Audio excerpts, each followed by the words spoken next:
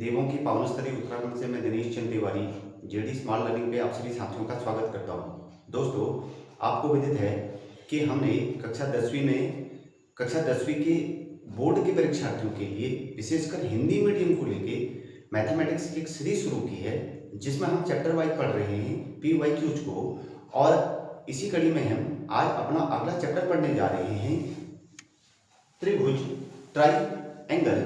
और हम देख रहे हैं कि बोर्ड हमसे किस तरीके के सवालों को पूछता है। तो आइए शुरुआत करें आज के अपने पहले सवाल से और समझने की कोशिश करें कि त्रिभुज से हमें बोर्ड किस तरीके से सवालों को पूछता है।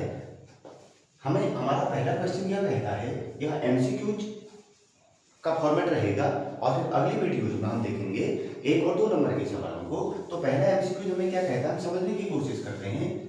यदि त्रिभुज ए बी सी और त्रिभुज पी क्यू आर समरूप हैं, ध्यान रखिएगा वर्षों को, समरूप हैं, जहां A B is equal to 2 centimetre, B C is equal to 3 centimetre and P Q is equal to 4 centimetre हो, तो क्यू आर का मान होगा। यह सवाल 2025 में पूछा गया है और ऑप्शन दे रहा है first 2 centimetre, second 4 centimetre, option third 6 centimetre और ऑप्शन फोर्थ 8 सेंटीमीटर। गौर कीजिएगा, इस तरीके का सवाल जब भी हमसे बोर्ड पूछेगा तो हमें अपने कॉन्सेप्ट को क्लियर रखना है।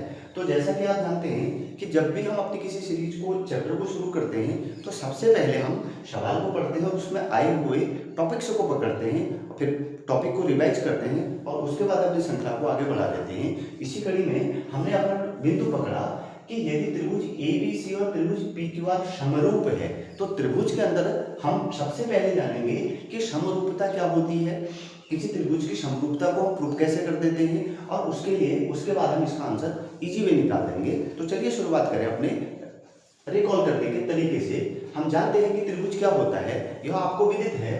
3 भुजाओं से घिरी बंद आकृति को आप त्रिभुज के नाम से जानते हैं या उसे हम त्रिभुज कहते हैं। अब शब्द आया है समरूप, तो सबसे पहले हम जानेंगे कि समरूप क्या होता है। गौर कीजिएगा, 2 आकृतियां समरूप कहलाती हैं यदि उनके आकार समान हो परंतु उनकी आमाप भिन्न हो।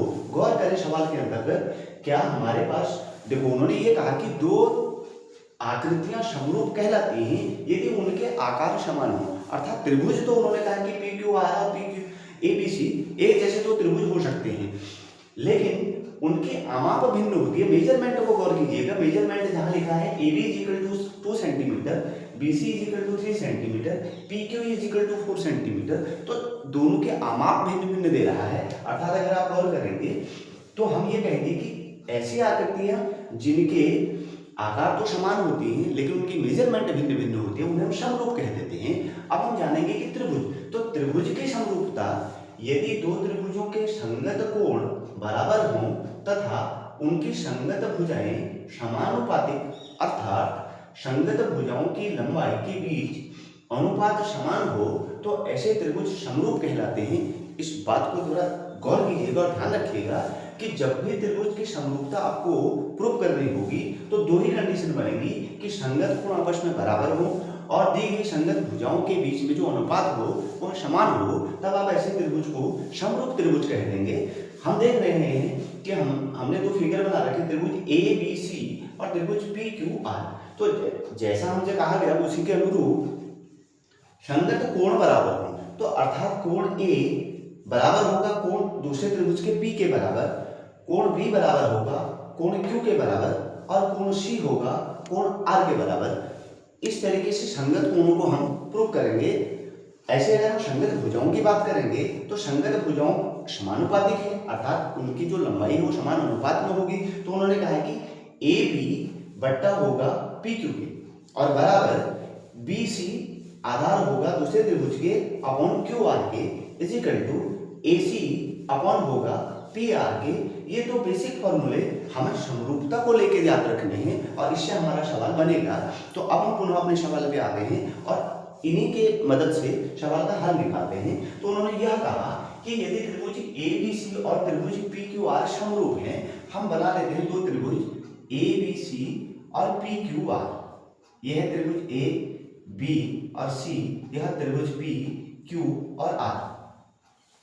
जहां ए बी अर्थात ए बी हमें दिया गया है, ए बी बराबर दिया गया है 2 सेंटीमीटर, अर्थात ए बी है 2 सेंटीमीटर, और बी सी, इस त्रिभुज का आधार बी सी बराबर दे दिया गया है हमें 3 सेंटीमीटर, और पी क्यू ये दिया गया है दूसरे त्रिभुज का पी क्यू हमें गिवन में है, पी क्यू बराबर दे रखा है उन्होंने 4 सेंटीमीटर, और पूछा है कि यह क्यू आर किसके बराबर होगा। तो अभी हमने कहा कि जब संगत भुजाएं आपस में समानुपाती हो जाएं तो आप ये कहेंगे ए बी बट्टा पी क्यू, ए बी बट्टा पी क्यू, तो 2 A B upon P Q, संगत भुजाओं की बात कर रहे हैं तो हम लिखेंगे A B upon P Q equals B C upon Q R, A C upon P R, और हमसे पूछा क्या गया है, क्यू आर पूछा गया है, अर्थात हम लिखेंगे B C by Q are.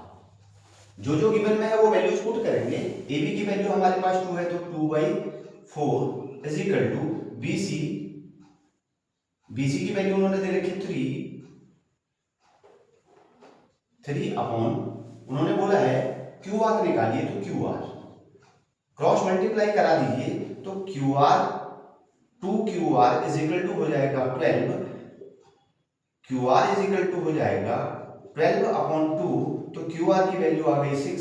हम कहेंगे हमारा ऑप्शन नंबर सेकंड करेक्ट हो जाएगा। अर्थात आपने ध्यान रखना है कि बेसिक फॉर्मूलाज को, बेसिक बात को याद रख लेंगे तो सवाल हमारा इजी वे में सॉल्व होने वाला है। चलिए आगे के सवाल की ओर बढ़ जाएं। दूसरा सवाल में यह कह रहा है कि यदि त्रिभुज ए बी सी समरूप है त्रिभुज पी क्यू आर में, angle A is equal to 32 degree और angle R is equal to 65 degree, angle A और एंगल आर उन्होंने गिवन कर रखा है 2 जगह, और एंगल बी की माप बताइए। तो पूछ लिया कि एंगल बी किसके बराबर होगा। अभी हमने देखा कि जब भी इस तरीके के हमारे पास 2 समरूप त्रिभुज आते हैं तो उनमें संगत कोण बराबर हो जाते हैं। आप ये कहेंगे कि दिए गए त्रिभुज में angle A is equal to, देखिएगा 2 त्रिभुज कह रहा हूं ना, तो त्रिभुज हमारे पास ये बने हैं, यहां हमसे ले लिया, यही बना ले त्रिभुज पी ए बी सी, त्रिभुज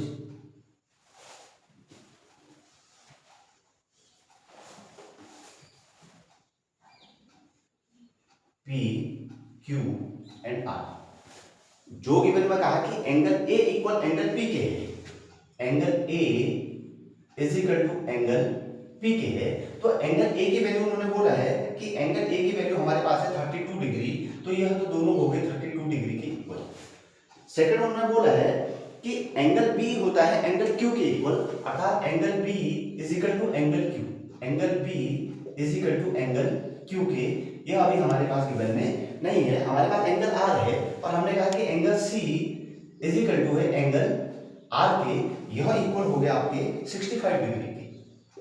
अब आप जानते हैं कि किसी भी ट्राइंगल्स का, ट्राइंगल एबीसी ले लेते हैं या कोई भी ट्राइंगल, उनके एंगल का सम यानी ट्राइंगल के एंगल्स का सम हमेशा 180 के बराबर होता है। तो एंगल सम प्रॉपर्टी यूज करेंगे तो हम कहेंगे angle A plus angle B plus angle C is equal to 180 degree. अब गौर कीजिएगा, जो आपके पास वैल्यूज है पुट करेंगे, angle A 32 degree plus angle B निकालनी है हमें, उन्होंने सवाल में बोला है कि एंगल बी की वैल्यू बताइए, और प्लस एंगल सी इक्वल है एंगल आर के, तो ये लिखा जाएगा 65 degree is equal to 180 degree. दोनों को सम कर दीजिए, 5 और 2 ऐड करेंगे तो 7, एंगल बी प्लस 7 और 6 में 3 ऐड कर देंगे तो 97 degree is equal to 180 degree. तो angle B is equal to हो जाएगा 180 डिग्री माइनस 97 डिग्री, क्योंकि प्लस का ट्रांसपोज होके RHS पे चला जाएगा तो ये माइनस कर देगा।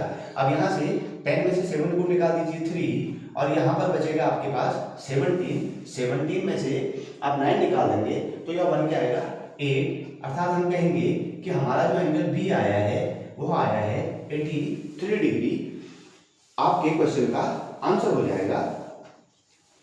अर्थात हम कहेंगे कि क्वेश्चन नंबर 2 का ऑप्शन सी करेक्ट है। यह सवाल 2023 में पूछा गया है। चलिए समरूपता को लेके ही सवाल है, क्योंकि बिंदु ही समरूप है।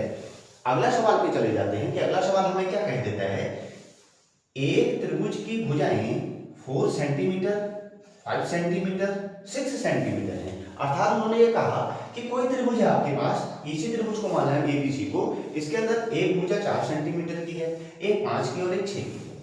इसके समरूप, देखिए पुनः वर्ष आगे की, इसके समरूप, अब भुजाओं के आधार पर समरूपता की बात कर रहा है कि दूसरे त्रिभुज की संगत भुजाएं 6 सेंटीमीटर, x सेंटीमीटर और 9 सेंटीमीटर है। x का मान ज्ञात कीजिए। हम संगत भुजाएं समानुपाती होती हैं, इसी का ही यूज करेंगे। तो हम लिखेंगे A B by B C. अब हम दो पुनः त्रिभुज बना लें, यहाँ ए बी सी और त्रिभुज पी क्यू एंड आर। जैसा कहा गया, इनको उन्होंने बोला कि 4 है तो 4 लिख देते हैं, बीसी को उन्होंने 5 मान लिया तो हम 5 मान लेते हैं, और इसको 6 सेंटीमीटर मान लेते हैं। ऐसे ही दूसरे त्रिभुज की भुजाओं की बात करेंगे तो 6 centimetre, x centimetre and 9 centimetre. जैसा हमसे कहा गया समरूपता A B by P Q, तो A B by P Q का मतलब हो जाएगा 4 बाई 6, क्योंकि हम कह रहे हैं कि 4 और 6 समरूप है।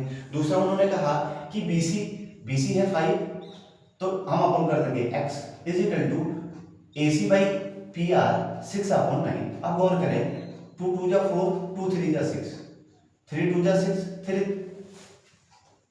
3 जा 9, 2/3 2/3। अब हम 5/x के साथ 2/3 ले लें तो हमारे को x की वैल्यू पता लग जाएगी। बाय क्रॉस मल्टीप्लाई करा दीजिए, 2x इज इक्वल टू हो जाएगा 15, then x is equal to हो जाएगा 15 डिवाइडेड बाई 2 और x इज इक्वल टू हो जाएगा 7.5।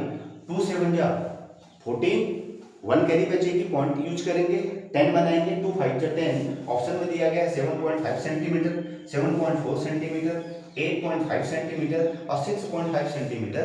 यह सवाल 2016 में पूछा गया है, तो इसका आंसर बनेगा 7.5 सेंटीमीटर। इसी श्रृंखला को और आगे बढ़ाएंगे सवालों को, तो देखें क्वेश्चन नंबर 4 हमें क्या कह देता है। यदि दो त्रिभुजों के संगत कोण समान हों तो उनकी संगत भुजाएं होती हैं। पुनः हम अपने इसी बात को रिकॉल कर लें कि यदि दो त्रिभुजों के संगत कोण समान हों, यदि दो त्रिभुजों के संगत कोण बराबर हों तथा उनकी संगत भुजाएं समानुपातिक, तो हमारे पास आंसर ऑलरेडी मिल गया कि वो क्या होंगी, समानुपातिक होंगी। आपने देखा कि बोर्ड में हमारे से 1 नंबर का बहुविकल्पी सवाल किस तरीके के पूछा जा रहा है, और वो भी किसको लेके, समरूपता को लेके। तो गौर रखिएगा कि समरूपता के कॉन्सेप्ट को क्लियर रखिएगा। दो बातें बिल्कुल बेसिक याद रखिएगा कि त्रिभुज की समरूपता हम दो तरीके से निकाल लेते हैं। कोण के आधार पर भी उन्होंने सवाल पूछा है 2023 में, और भुजाओं के आधार पर भी सवाल पूछा है 2025 में, और हो सकता है कि इस वर्ष इसी तरीके का कोई और सवाल बन के आ जाए आपके सामने। तो तब तक आप अपनी तैयारी को मजबूत रखें, हमारे चैनल पे बने रहें। Thank you very much.